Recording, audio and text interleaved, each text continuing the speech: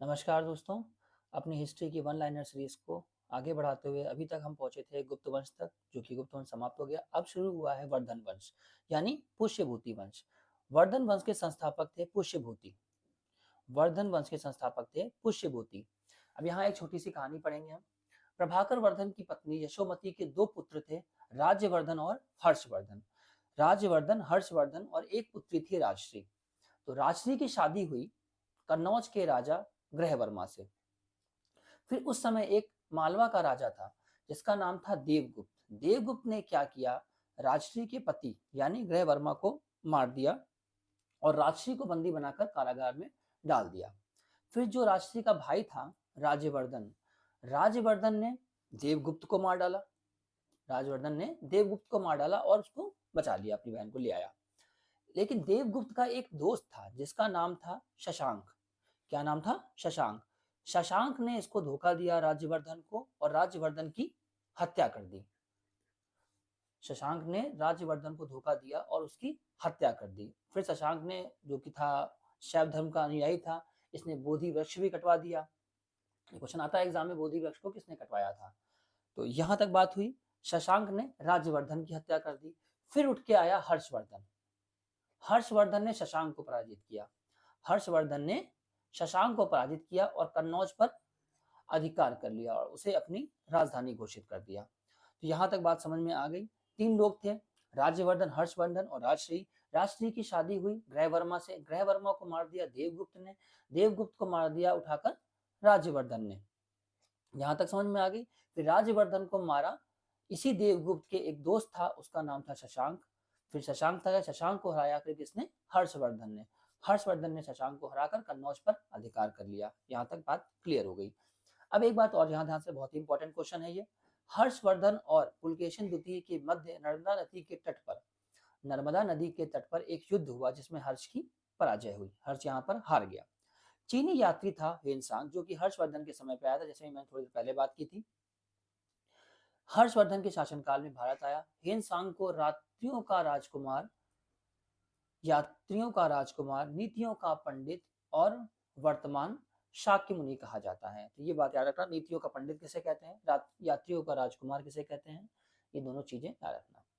आती है बात आगे। वह नालंदा विश्वविद्यालय में पढ़ने आया था और बौद्ध ग्रंथ के संकलन के लिए आया था। जो बौद्ध ग्रंथ थे उनके संग्रह के उद्देश्य से भारत आया था और नालंदा विश्वविद्यालय में पढ़ने के उद्देश्य से आया था। हर्षवर्धन ने कश्मीर के शासक बुद्ध के दंत अवशेष बलपूर्वक ले लिए थे। जो कश्मीर का शासक था उसके पास वो गया और उसके पास जो बुद्ध के दांत, वो गौतम बुद्ध के दांतों के अवशेष थे, वो बलपूर्वक ले लिए थे। प्रारंभ में जो हर्ष था वो भी शिव का ही परम भक्त था। प्रारंभ में हर्षवर्धन शिव का परम भक्त था, लेकिन वेनसांग से मिलने के बाद इसने यह बौद्ध धर्म की महायान शाखा को अपना लिया था और उसको अपना राज दर्जा दिया था। बाणभट्ट हर्षवर्धन के राजकवि थे। ये बहुत ही इंपॉर्टेंट क्वेश्चन है कि बाणभट्ट किसके राजकवि थे? तो बाणभट्ट हर्षवर्धन के राजकवि थे या दरबारी कवि थे। उन्होंने हर्षचरित और कादंबरी की रचना की। दोनों बहुत ही इंपॉर्टेंट किताबें हैं। हर्षचरित और कादंबरी किसने रचना की थी? तो बाणभट्ट ने ही की थी। हर्ष को भारत का अंतिम हिंदू सम्राट कहा जाता है। अंतिम हिंदू सम्राट कहा जाता है। ये क्वेश्चन एग्जाम में आया हुआ है कि भारत का अंतिम हिंदू सम्राट किसे कहते हैं? तो वो नाम किसका आता है? हर्षवर्धन का। प्रशासन की सुविधा के लिए हर्ष का साम्राज्य कई प्रांतों में विभाजित था। प्रांतों को भुक्ति कहा जाता है। ये क्वेश्चन एग्जाम में आ सकता है कि हर्षवर्धन के टाइम में प्रांतों को किस नाम से जाना जाता था? तो क्या बोलेंगे? भुक्ति। और उनके जो शासक होते थे वो स्थानीय, राजस्थानीय कहे जाते थे, उपरिक कहे जाते थे और राष्ट्रीय कहे जाते थे। हर्षचरित में प्रांतीय शासन के लिए एक चीज का इस्तेमाल किया गया शब्द का, उसे कहते हैं लोकपाल। भुक्ति का विभाजन जिलों में हुआ था। जिले की संज्ञा थी विषय, जिसका प्रधान होता था विषपति। विषय के अंदर जो कई पाठक हुआ करते थे, इन्हें क्या कहते थे? तहसील। तो जो विषय के अंदर पाए जाते थे, कुछ छोटे छोटे पाठ थे, उन्हें कहा जाता था तहसील। चलिए आगे वर्धन वंश के बाद अब हम पढ़ेंगे दक्षिण भारत के प्रमुख राजवंश। तो यहाँ से स्टार्ट अब हम करते हैं। जो दक्षिण भारत में जिन लोगों ने शासन किया था वो प्रमुख राजवंशों के बारे में हम पढ़ेंगे। तो सबसे पहले आता है पल्लव वंश। तो पल्लव वंश के संस्थापक थे सिंह विष्णु। पल्लव वंश के संस्थापक थे सिंह विष्णु और इनकी राजधानी थी कांची, जो कि तमिलनाडु में है, कांचीपुरम में। मंदिरों के लिए बहुत फेमस है कांचीपुरम। वह वैष्णव धर्म के अनुयायी थे। चलिए यहाँ से 2 पॉइंट हमें जो मेन इंपॉर्टेंट मिल गए वो क्या मिले? पल्लव वंश के संस्थापक कौन थे? सिंह विष्णु, और इनकी राजधानी क्या थी? कांचीपुरम या कांची थी। आगे देखते हैं यहाँ पर पल्लव वंश के जो प्रमुख शासक हुए वो कौन कौन हुए, एक सीक्वेंस में देख लेते हैं। महेंद्र वर्मन प्रथम, नरसिंह वर्मन प्रथम, महेंद्र वर्मन द्वितीय, परमेश्वर वर्मन प्रथम, नरसिंह वर्मन द्वितीय, नंदी वर्मन द्वितीय, और पल्लव वंश का अंतिम शासक था अपराजित वर्मन। ये क्वेश्चन एग्जाम में आया हुआ है, पल्लव वंश के अंतिम शासक कौन थे? तो अपराजित वर्मन थे। चलिए आगे देखते हैं कहाँ पहुंचे। मत विलास प्रहसन की जो रचना हुई थी वो किसने की थी? महेंद्र वर्मन ने। मत विलास प्रहसन की रचना महेंद्र वर्मन ने की थी। महाबलीपुरम के एकाश मंदिर, जिसे रथ मंदिर कहा जाता है, इसमें मंदिरों की संख्या जो थी वो 7 थी, यानी रथ मंदिरों की संख्या थी 7, जिसमें द्रौपदी का रथ जो है वो सबसे छोटा था। यहाँ पर क्वेश्चन बहुत आता है एग्जाम में। पहला क्वेश्चन यही पूछ लिया जाएगा, महाबलीपुरम का जो एकाश मंदिर है वो किस नाम से जाना जाता है? तो वो जाना जाता है रथ मंदिर के नाम से। पहला क्वेश्चन। इसमें मंदिरों की संख्या कितनी है? 7 है।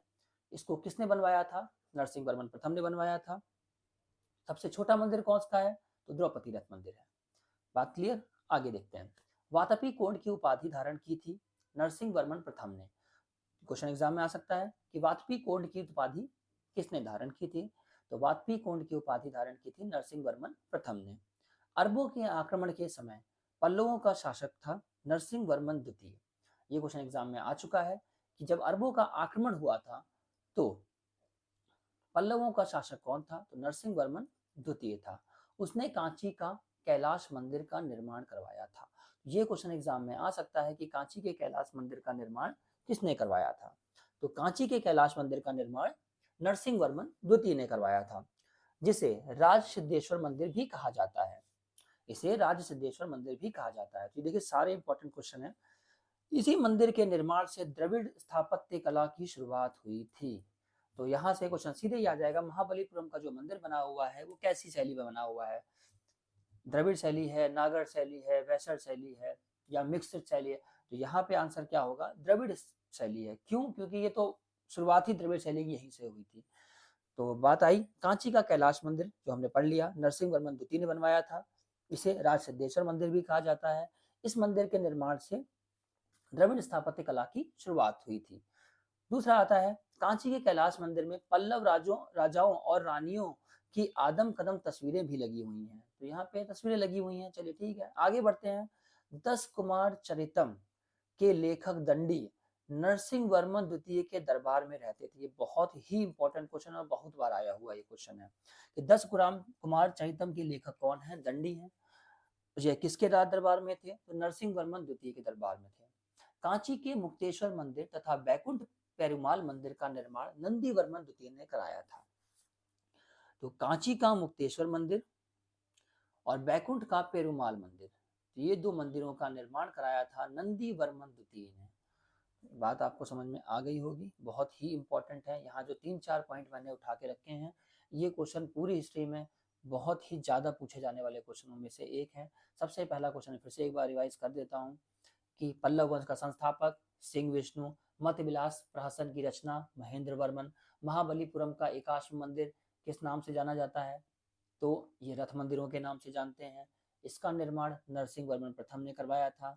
वातापी कोंड की उपाधि किसने धारण की थी? नरसिंह वर्मन प्रथम ने की थी। फिर बात आई नरसिंह वर्मन द्वितीय की। नरसिंह वर्मन द्वितीय ने कांची के कैलाश मंदिर का निर्माण करवाया था, जो कांची का कैलाश मंदिर था। फिर इसे राज सिद्धेश्वर मंदिर के नाम से भी जाना जाता है। फिर बात आई यहाँ पर इस मंदिर का निर्माण द्रविड़ स्थापत्य कला की शुरुआत हुई थी। इसे महाबलीपुरम में शोर मंदिर। कांची के कैलाश मंदिर में पल्लव राजाओं और रानियों की आदमकद तस्वीरें लगी हुई हैं। 10 कुमार चैतम के लेखक दंडी हैं। कांची के मुक्तेश्वर मंदिर और बैकुंठ पेरुमाल का मंदिर का निर्माण नंदी वर्मन द्वितीय ने करवाया था। बात यहाँ तक हो गई। एक एक शब्द अच्छे से दिमाग में बैठा लेना है, 2-3 बार वीडियो देख लीजिएगा, रट जाएगा सब। राष्ट्रकूट वंश, अब शुरुआत हुई राष्ट्रकूट वंश की। तो राष्ट्रकूट वंश की स्थापना की थी दंती दुर्ग ने। शुरुआत में वह कर्नाटक में चालुक्य राजाओं के अधीन थे। तो शुरुआत किसने की? दंती दुर्ग ने की थी। इनकी राजधानी थी मान्यखेट। पल्लव वंश की कांची और राष्ट्रकूट वंश की मान्यखेट।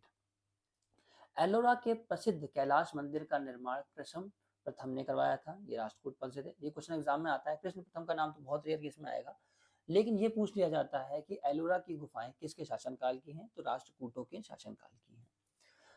ध्रुव राष्ट्रकूट वंश का पहला शासक था जिसने कन्नौज पर अधिकार करने के लिए त्रिपक्षीय संघर्ष में भाग लिया और प्रतिहार नरेश वत्सराज और पाल नरेश धर्मपाल को पराजित कर दिया था। चलिए आगे देखते हैं। ध्रुव को धारावर्ष भी कहा जाता था। गोविंद तृतीय ने, ये इंपॉर्टेंट क्वेश्चन है, गोविंद तृतीय ने त्रिपक्षीय संघर्ष में भाग लेकर चक्रा युद्ध एवं उसके संरक्षक धर्मपाल तथा प्रतिहार वंश के शासक नागभट्ट को पराजित किया। पल्लव, पांड्याज और केरल एवं गंग शासकों के संघ को गोविंद तृतीय ने हराया था। ये याद रखने वाली बात है, बहुत इंपॉर्टेंट क्वेश्चन। अमोघ वर्ष जैन धर्म का अनुयायी था। इसने कन्नड़ में कवि राजमार्ग की रचना की थी। तो एग्जाम में क्वेश्चन आ सकता है कि अमोघ वर्ष ने किसकी रचना की थी? कवि राजमार्ग की रचना की थी, या कवि राजमार्ग की रचना किसने की थी? तो अमोघ वर्ष ने की थी।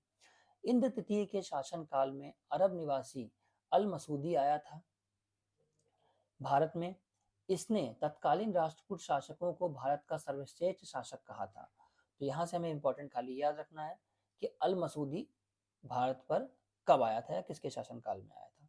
राष्ट्रकूट वंश का अंतिम महान शासक कृष्ण तृतीय था। इसके दरबार में कन्नड़ भाषा के कवि पोन्न रहते थे जिन्होंने शांति पुराण की रचना की थी। तो यहाँ पर क्वेश्चन याद रखना, शांति पुराण की रचना किसने की थी? कवि पोन्न ने की थी। एलोरा और एलिफेंटा गुहा मंदिरों का निर्माण राष्ट्रकूटों के समय में हुआ था, जैसा कि बता चुका हूं पहले मैं।